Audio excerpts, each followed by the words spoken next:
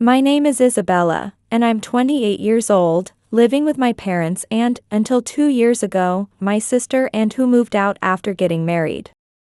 I run an online business from home, a passion that began in high school when my grandfather gave me my first computer for my birthday. That gift turned out to be the foundation of my success, though my loving grandfather who gave it to me passed away 3 years ago. He lived with us and was the only one who truly understood me, leaving a void that's grown deeper since his passing. While my parents work during the day, I spend my time quietly working alone, though they dismiss my work as mere video game obsession. And has always looked down on me too, but ironically, it was this family's indifference that fueled my determination to learn everything I could about computers. Growing up, I watched as my parents showered and with attention while barely acknowledging my existence. Through those lonely years, only my grandparents showed me real love, spending countless hours with me, and that computer they gave me on my 14th birthday became my gateway to my current career. I can't remember ever receiving a birthday present from my parents. Now with my grandparents gone, my room is the only sanctuary I have in this house. Still, I don't hate my parents. They gave me life and raised me, so I try to help around the house as much as I can. Every Sunday morning, I make breakfast for everyone. This morning, just after 9 a.m., my mother opened my door asking if breakfast was ready. I told her it was already set on the table. Since my grandfather's death, I've taken on most of the household chores. My parents take this for granted, assuming it's the least I can do since they think I just play video games all day. I do all the cooking, laundry, and shopping. Mom added that Dad had already eaten and left early. He's been doing that a lot lately, leaving early on weekends. They're not getting along well, and Dad's the type who can't say no to Mom. I suspect he leaves early to avoid her packed weekend schedules, though this is just my guess since I've barely had a conversation with Dad since high school. Today, Ann and her family are supposed to visit around noon. Mom reminded me not to be surprised, saying it had been a while since I'd seen my sister. I noted that this would be her first visit home since getting married. Though Ann has been meeting our parents for meals, she hasn't come back to the house even once, not even during her pregnancy. Our parents always went to see her instead. There must be something important brewing. She wouldn't come without a serious reason. Mom mentioned that and had something to discuss and that we should prepare a nice lunch for her homecoming. I agreed to handle it, admitting that I was most looking forward to seeing my nephew. Concerned about Ann's cold attitude and realizing I still hadn't received this month's grocery money, I asked Mom if she could give me the funds for shopping. When she asked if I checked with Dad first, I explained that I needed the full amount this month, since last month I'd only received $50.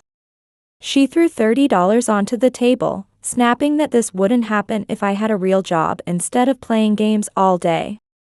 I protested, reminding her once again that I was working, but she wouldn't hear it. She dismissed my work as mere pocket money from games, telling me not to call it a real job when I couldn't even take care of myself.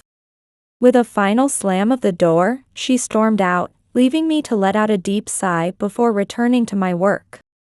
I decided to wait for a good stopping point before heading out to shop, though anxiety gnawed at me knowing Ann would be arriving soon. I rushed through the shopping early in the afternoon to be back in time.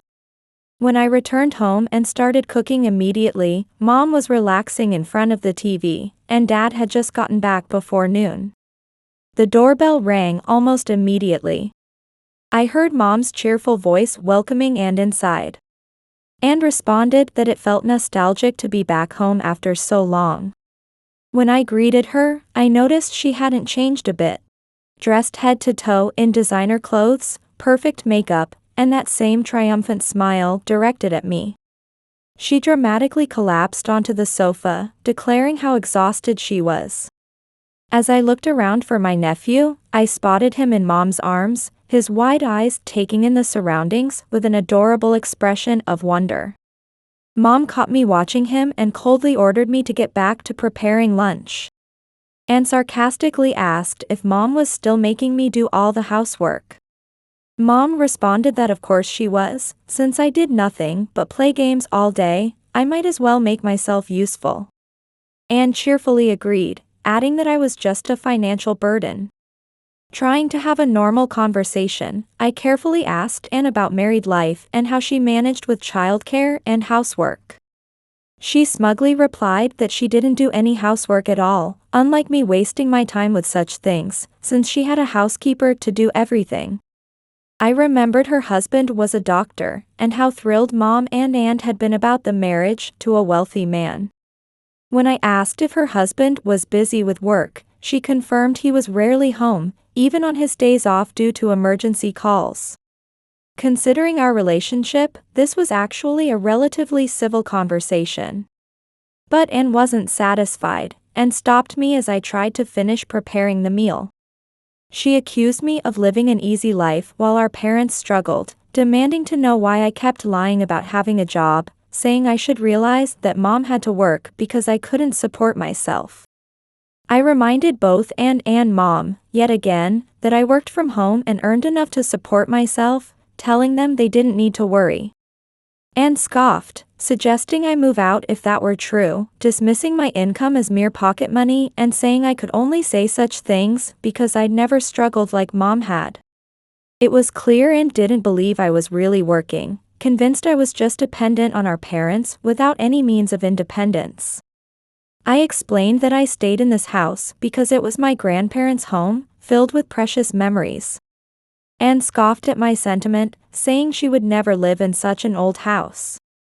I pointed out that the house had been renovated for grandfather's mobility, with updated kitchen and bathrooms, and new appliances that made it quite comfortable. Though our grandparents had shown Anne such love, she seemed to harbor only distaste for their memory and clearly felt no attachment to this place.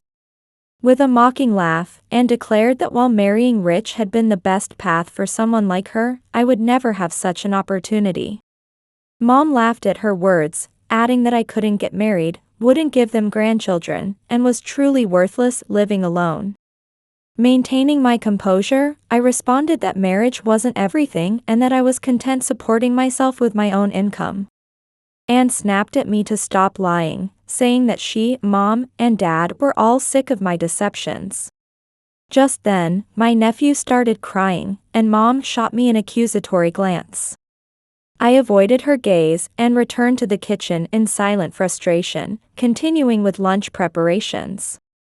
I'd realized there was no point trying to explain anything further to Anne and Mom.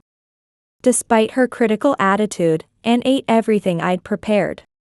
Though we'd been told she had something important to discuss, she left that evening without saying anything significant. However, I noticed something strange during her visit.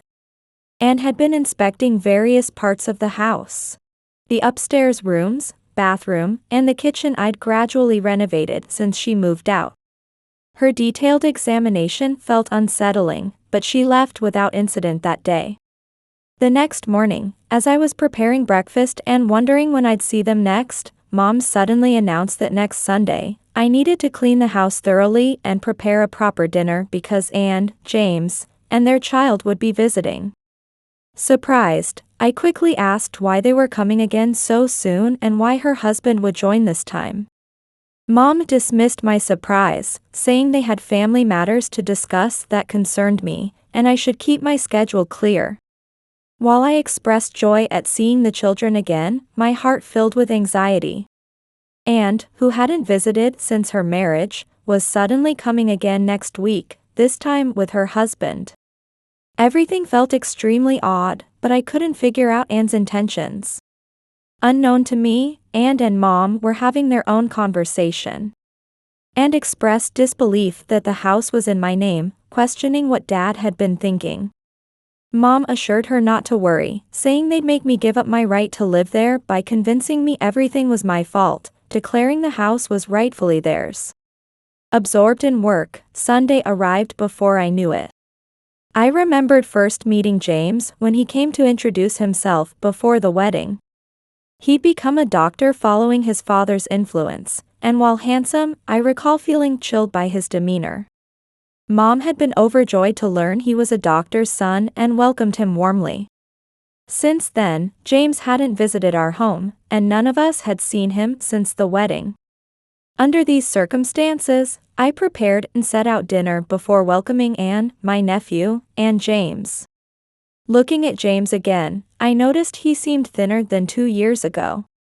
When I returned to the kitchen, Anne followed me, asking if I bought the side dishes from the supermarket, adding that they were used to more upscale dining. I told her these were recipes our grandmother had taught me, so I could guarantee their quality. Anne briefly showed her disgust before quickly reverting to her role as the charming wife and began serving the food. Throughout dinner, Anne bragged about how her son was superior to other children. James barely spoke during the meal, seeming lost in thought while listening to Anne's endless chatter.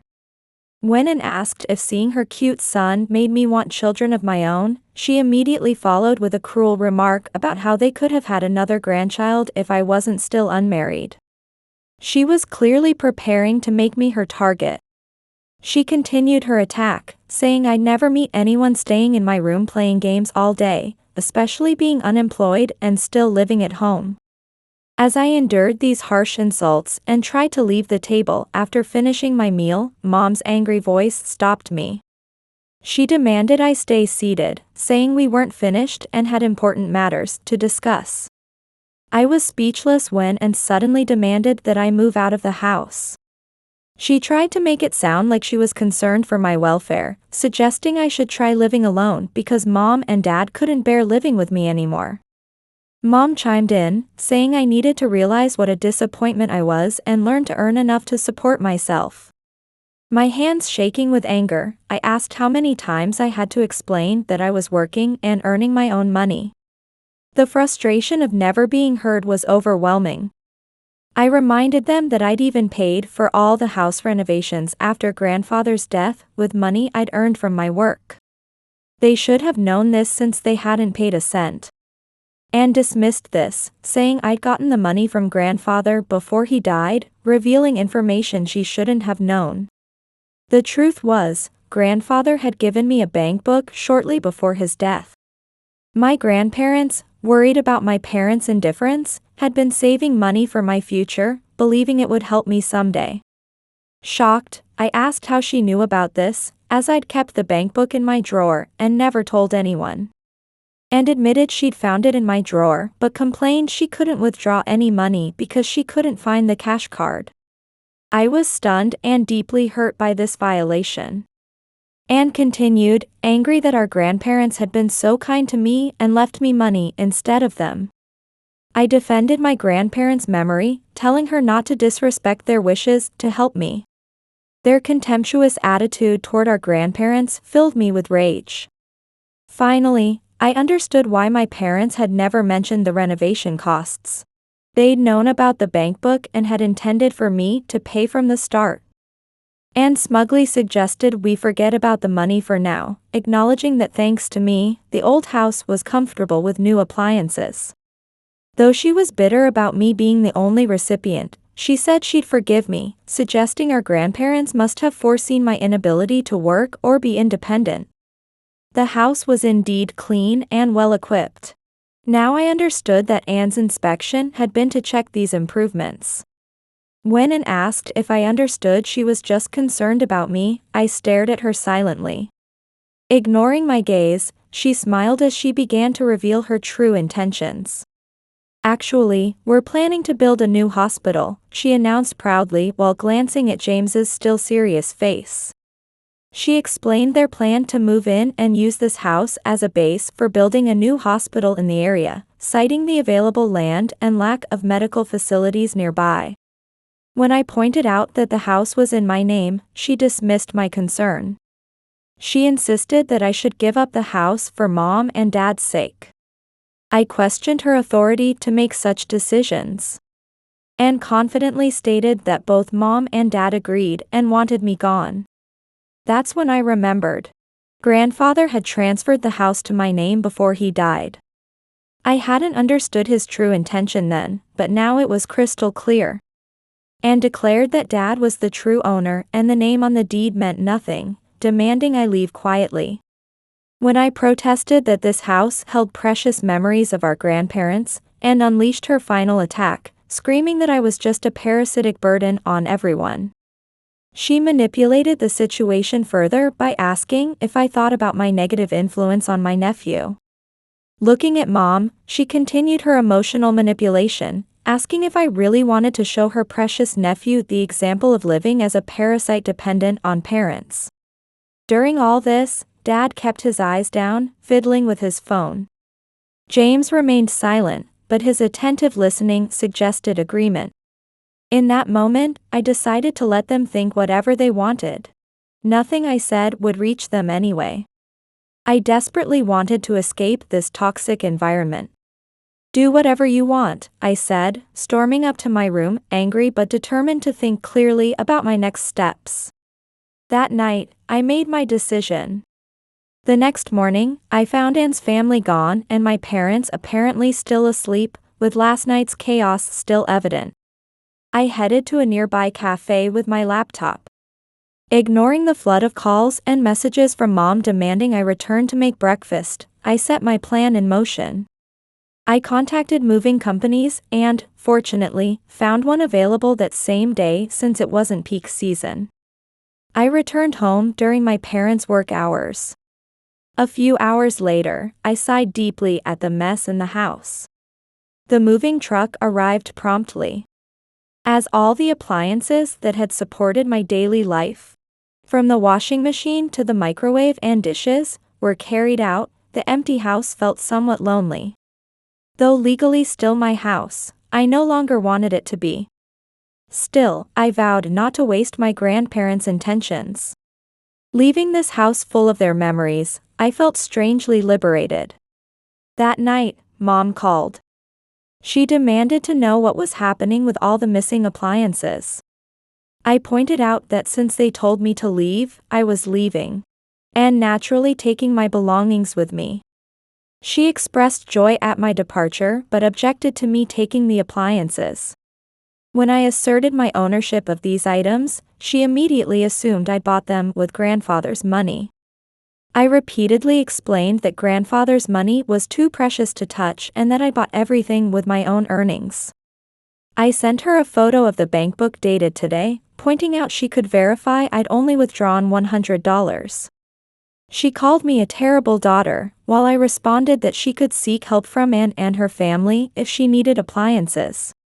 I reminded her to move out soon since the house was in my name, which she dismissed as nonsense.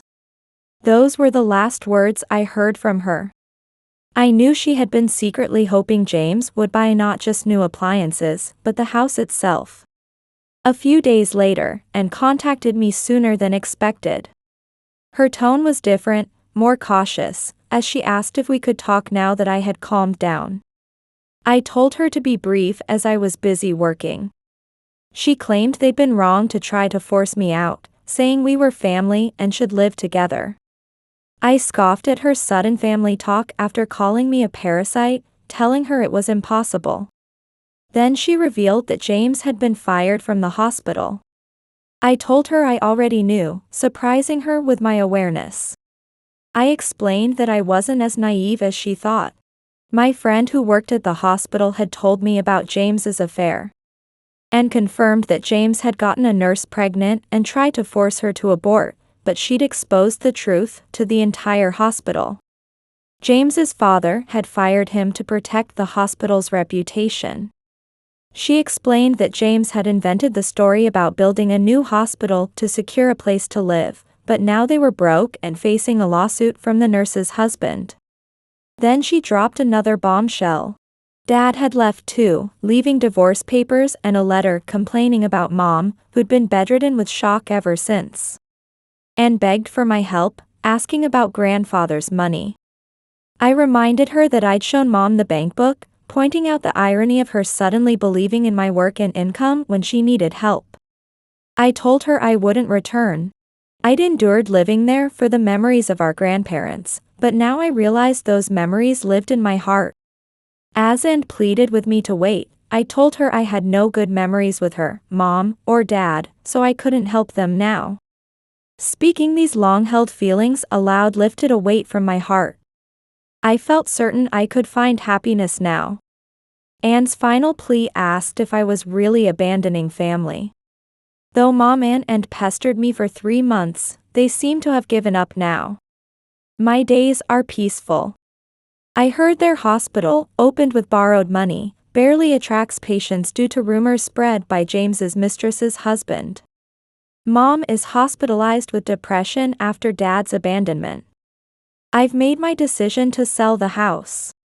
Seeing the sale listing, Anne and her family, still in debt, had to move to a nearby apartment. There's little they can do now. Though it's no longer my concern, I hope my innocent nephew finds happiness. Meanwhile, my business continues to thrive and expand. My grandparents' support and belief in me were the greatest gifts I could have received. I'm determined to find a true home that I can call my own, living life to its fullest potential. I'm eternally grateful to my grandparents. They saw something in me when no one else did, and their faith in my potential changed the course of my life. Someday, I know I'll find a place I can truly call home.